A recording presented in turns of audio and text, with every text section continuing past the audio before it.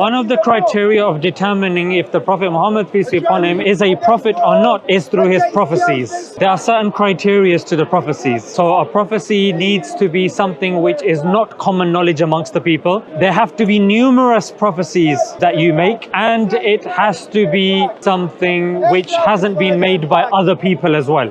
Yeah, there's some basic criteria. When we look at other people who claim to be prophets, like Joseph Smith.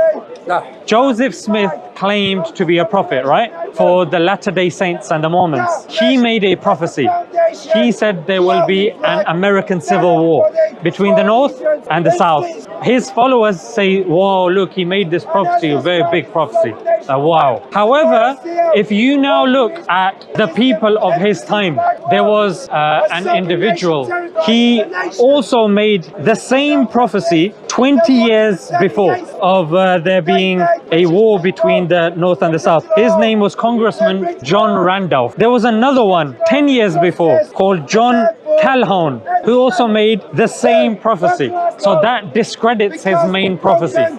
Now we look at his other prophecies. He predicted Jesus would come within 56 years of his time. Jesus didn't come within 56 years. He predicted that the disbelievers of his time, they will undergo certain punishments in which they will be killed if they don't believe. So bearing in mind, his followers were only 1%. There is no documented evidence of there being a hardship that came to 99% of the people in which they were wiped out. Does that make sense? And thirdly, he said that the government of America at that time would be overthrown. It wasn't overthrown.